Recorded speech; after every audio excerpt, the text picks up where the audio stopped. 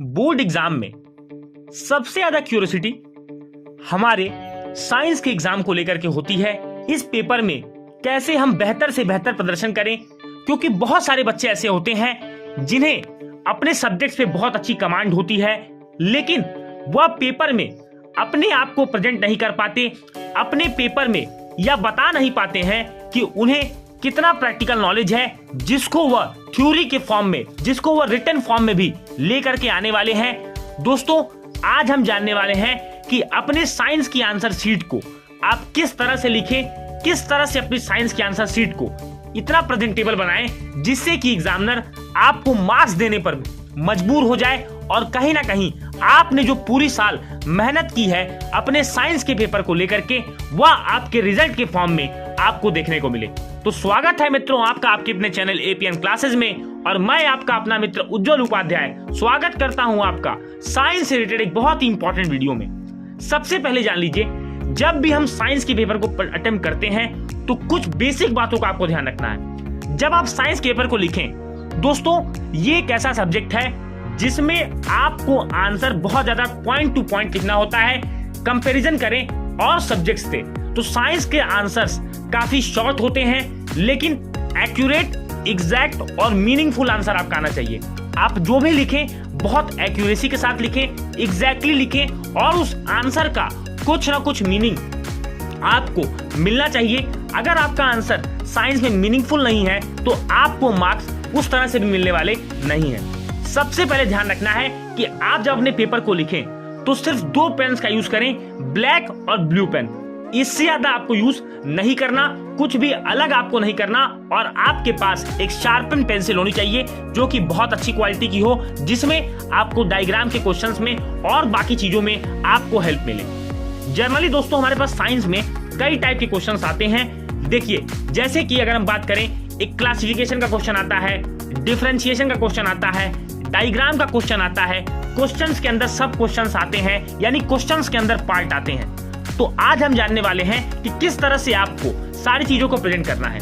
मान लीजिए कि आपको कुछ कंपाउंड्स के एलिमेंट्स के नाम यहाँ पर दिए हुए हैं, एसिड, बेसेस, सॉल्ट्स, इनके नाम आपको दिए हुए हैं, और आपसे कहा जाए कि आप इनको क्लासिफाई करिए कि इसमें कौन सी चीजें एसिडिक हैं, कौन सी चीजें बेसिक हैं और कौन सी चीजें सॉल्ट हैं। बात आती है कि जब हम रिएक्शंस लिखते हैं, फॉर्मूलेज लिखते हैं, तो हम गलती क्या करते हैं। देखिए, जनरली आप स्टेटमेंट के जो आंसर हैं, जो आप थ्योरेटिकल पार्ट के आंसर लिखते हो, उनको आप ब्लू पेन से लिखो, और जो आप रिएक्शन लिखते हो, जो आप किसी एलिमेंट कंपाउंड का नाम लिखते हो, उसको आपको ब्लैक पेन से लिखने के बाद, रिएक्शन को लिखने के बाद आपको पूरी तरह से आपको उसको बॉक्स में डालना है, जिससे कि एग्जामिनर की नजर आपके अंदर ये जाए कि आपको सब्जेक्ट की पूरी समझ है।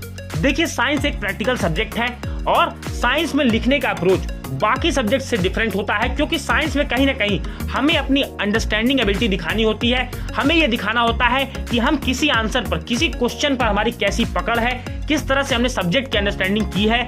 ये सारी चीजें आपको ध्यान देनी होती हैं। अगर मैं बात करूं क्वेश्चंस की, देखिए जैसे क्वेश्चंस आप करते हैं, मान लीजिए क्वेश्चन नंबर 1 है और 1 में आपके पास 5 पार्ट्स हैं, ABCDE। इसमें ऐसे कुछ पार्ट्स हैं जिनके आंसर 1 वर्ड हैं, जिनके आंसर रिएक्शन है, और कुछ ऐसे पार्ट हैं जो डिटेल्ड एक्सप्लेनेशन की डिमांड कर रहे हैं। तो आपको सबसे पहले स्पेसिफाई करना है कि आप कौन से क्वेश्चन का आंसर देने जा रहे हैं। मान लीजिए कि आप क्वेश्चन नंबर 1 एक आंसर लिख रहे हैं और एक आंसर 1 वर्ड है, तो आप कोशिश करें कि उस 1 वर्ड आंसर लिखने के बाद बाकी कुछ भी ना लिखें, उसे इन्वर्टेड कॉमा में प्लेस करें, एक सिंगल लाइन छोड़ करके फिर नेक्स्ट पार्ट पर आप चले जाएं, बी पार्ट पर, फिर इसी तरह से आपको सी पर जाना है, फिर डी पर जाना है और फिर ई पर जाना है। तो आप किसी भी पार्ट को छोड़े ना, और साथ ही साथ एक ऑर्डर में, एक प्रॉपर वे में आप क्वेश्चंस को अटेम्प्ट करें। अगली बात ध्यान रखिए कि साइंस के पेपर में आपको सबसे ज्यादा ध्यान देना है नीटनेस का। दोस्तों, साइंस के पेपर में आपको केमिकल रिएक्शंस लिखने होते हैं, बहुत सारे न्यूमेरिकल्स आपको सॉल्व करने होते हैं, बहुत सारी प्रॉब्लम्स आपके सामने आती हैं, और इसमें कहीं ना कहीं हमारी क्लीननेस, नीटनेस हमारी गायब हो जाती है। तो हमको इस बात का ध्यान रखना है कि हम कैसे अपने पेपर को नीट रखें। दोस्तों, यहाँ पर देखिए कट मार्क आपको नहीं करना है, आप कट मार्क करने से बचें। अगर आपसे कुछ गलती हो जाती है तो आप सिंपल सी एक लाइन करके आप उसको हल्का सा कट करके आगे बढ़े, ना कि एग्जामिनर को फोकस करने दें कि आपने जो कट किया है उसको इतने गंदे तरीके से दिया है कि आपके आंसर पर एग्जामिनर का फोकस ना हो करके जो आपने एरर किया है वहां पर एग्जामिनर का ध्यान चला जाए। ये चीज आपको ध्यान रखनी है। अब मान लीजिए कि आपसे फंक्शनल बेस्ड क्वेश्चन पूछे जाए, जैसे आपसे arteries, veins, mitochondria, cell vacuole, बहुत सारी चीजें आपसे पूछे जाए, प्लाज्मा, ये सब फंक्शंस आपसे पूछे जाते हैं, तो आप जिस चीज की फंक्शन पूछी गई है उसमें आपको 2 लाइन बनानी है।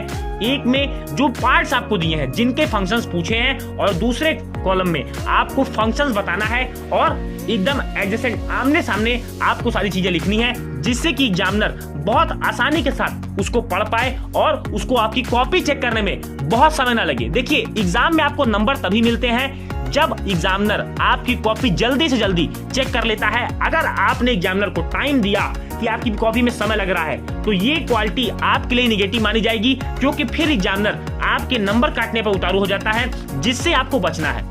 अब बात आती है कि अगर हमारे पास डायग्रामेटिकल क्वेश्चंस हैं तो हम किस तरह से उनके आंसर को प्रेजेंट करें। देखिए, साइंस में कहीं ना कहीं, जैसे मैं कहूं दोस्तों, मकान बनाने में आपका जो नींव पड़ती है वो आपकी सबसे मजबूत होनी चाहिए। वही चीज आपको साइंस के पेपर में भी करनी है कि आप क्वेश्चन को डायग्रामेटिकल अप्रोच कैसे दे पाते हैं, आप क्वेश्चंस को कैसे प्रैक्टिकल एनालिसिस कर पाते हैं। ये चीजें बहुत मैटर करती हैं। तो जब भी आप डायग्राम बनाएं, मान लीजिए कि आप फ्लावर का डायग्राम बना रहे हैं, मान लीजिए आप circulatory system, excretory system, human heart, human आई, किसी भी चीज का डायग्राम बना रहे हैं, तो आपको कोशिश ये करना है कि आपका डायग्राम एग्जामिनर को अट्रैक्ट करे, एग्जामिनर की आंखों पर दोस्तों एक पॉजिटिव इंपैक्ट डाले कि आपने बहुत ही सुंदर डायग्राम बनाया है। और डायग्राम में आपको अपने पार्ट्स की लेबलिंग बहुत अच्छे तरीके से करनी है। मैं आपको फिर बता दूं, जो भी पार्ट्स आप लिखेंगे उसके जो एरोज होंगे जहां पर आप इंडिकेट करेंगे वो आप पेंसिल से ड्रॉ करेंगे, लेकिन जो पार्ट्स आप बनाओगे उस पार्ट्स के नेम आपको पेन से ही लिखने हैं दोस्तों, क्योंकि बोर्ड एग्जाम की कॉपी आपकी इंस्टेंटली चेक नहीं होती है, वो कुछ समय के बाद चेक होती है। अगर आप पेंसिल से लिखते हो तो वहां पर फेड होने का चांस होता है। इस चीज से आपको ध्यान रखना है।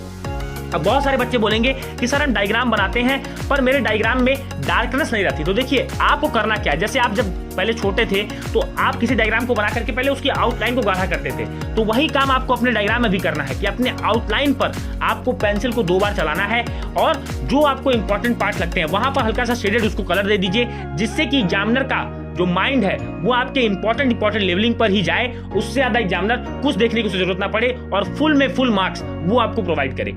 अब बात आती है कि अगर हमें क्वेश्चन डिफरेंशिएशन वाले दे दी जाए, जैसे differentiate between prokaryotic and eukaryotic cell, तो दोस्तों आपको कोशिश करनी है कि क्वेश्चन का नंबर देखना है, कितने मार्क्स में वो क्वेश्चन पूछा गया है। अगर आपसे क्वेश्चन 3 मार्क्स में पूछा गया है तो कम से कम 4 से 5 पॉइंट उसको दें और एग्जाम्पल जरूर मेंशन करें। जैसे आपने किसी भी चीज का अगर क्वेश्चन का आंसर लिखा है, कोई भी डिफरेंशिएशन क्वेश्चन का आप आंसर लिख रहे हो, डिफरेंशिएट कर रहे हो, तो एग्जांपल जरूर बताएं कि ये चीजें इसमें पाई जाती हैं, यानी प्रोकैरियोटिक सेल किसमें पाई जाती हैं, यूकैरियोटिक सेल किसमें पाई जाती हैं। एग्जांपल जरूर दें जिससे कि ये पता चले कि आपने जो चीजें पढ़ी हैं उसमें आप पूरी तरह से कॉन्सेप्चुअल क्लियरिटी आपके अंदर है और आप क्वेश्चन को समझ पा रहे हो कि किस तरह से आपको आंसर प्रेजेंट करना है। अब बात आती है न्यूमेरिकल बेस्ड क्वेश्चन की। देखिए, बहुत सारे बच्चे न्यूमेरिकल बेस्ड क्वेश्चन से बहुत ज्यादा घबराते हैं। कारण है कि उनकी मैथमेटिक्स थोड़ी वीक होती है या फिर वो न्यूमेरिकल ज्यादा प्रैक्टिस नहीं करते। देखिए, न्यूमेरिकल में आपको करना यह है कि परफेक्शन आपसे कोई नहीं मांगता, आपको करना यह है कि आपको अपनी गलतियों को, जो गलतियां आप करते हैं उन गलतियों को आपको सुधारना है और यही आपको परफेक्शन की तरफ लेकर जाएगी। तो न्यूमेरिकल में जो भी क्वेश्चन आपसे पूछा जाए, जो भी पार्ट आपका गिवन हो, उस पार्ट को पहले नोट करिए, जो आपको फाइंड आउट करना हो उस पार्ट को लिखिए और जो फॉर्मूला अप्लाई कर रहे हो उसको एक बॉक्स में डाल करके उसके हर सिंबल का मतलब एक्सप्लेन कर दीजिए कि कौन से सिंबल में आप क्या बताने जा रहे हो। बिल्कुल, अगर आप ऐसे करते हो तो बहुत अच्छे तरीके से, और न्यूमेरिकल जब आप सॉल्व करें तो कोर्स ध्यान रखें, यूनिट्स का बहुत ज्यादा ध्यान रखें कि सेम यूनिट्स में है या नहीं, और जब आप आंसर लिख रहे हो तो यूनिट जरूर लिखो। ऐसा मत करना कि आप यूनिट ना लिखो और डायरेक्ट आप न्यूमेरिकल वैल्यू देकर के चले आओ, तो बहुत सारे एग्जामिनर आपका नंबर वहीं पर कट कर लेंगे। अगली बात, don't make your paper two long. देखिए, साइंस का पेपर एक्यूरेट, एग्जैक्ट और इंपॉर्टेंट पॉइंट्स पर ही निर्भर करता है। आपको कुछ भी इधर उधर की चीजें, इरिलेवेंट चीजें मत लिखिएगा पेपर में। अगर आप ऐसा करेंगे तो आपके मार्क्स जरूर कटने वाले हैं। अगर एग्जामिनर ने आपकी कॉपी स्ट्रिक्टली चेक कर दी तो आप पास होने के लिए संघर्ष करोगे। इसीलिए आपको ये गलतियां नहीं करनी। एग्जामिनर को इरिटेट मत करिए। जो भी मैटर आपको आता है, जो भी आपकी समझ है, सिर्फ उतना ही इंपॉर्टेंट चीजें इधर उधर की चीजें लिखने से बचिएगा। यही कुछ बातें हैं जो आपको अपने साइंस के पेपर में आंसर लिखते समय ध्यान रखनी चाहिए। पेपर कैसे आंसर लिखें, पेपर में आंसर कैसे प्रेजेंट करें, इन सारे सवालों के जवाब मैंने आपको दे दिए हैं। दोस्तों, उम्मीद है कि यह वीडियो आपके साइंस के पेपर में, विज्ञान के पेपर में आपकी बहुत ज्यादा हेल्प करने वाला है। जो भी विद्यार्थी विज्ञान का पेपर, साइंस पेपर देने जा रहे हैं, मैं रिक्वेस्ट करूंगा कि उन सभी में आप इसे जरूर शेयर कीजिएगा। अगर आपको वीडियो अच्छा लगा तो वीडियो को लाइक करें। वीडियो में कौन सा पॉइंट आपको सबसे अच्छा लगा, उस पॉइंट को जरूर मेंशन करिएगा। मिलेंगे अपने अगले वीडियो में, तब तक के लिए जय हिंद, वंदे मातरम।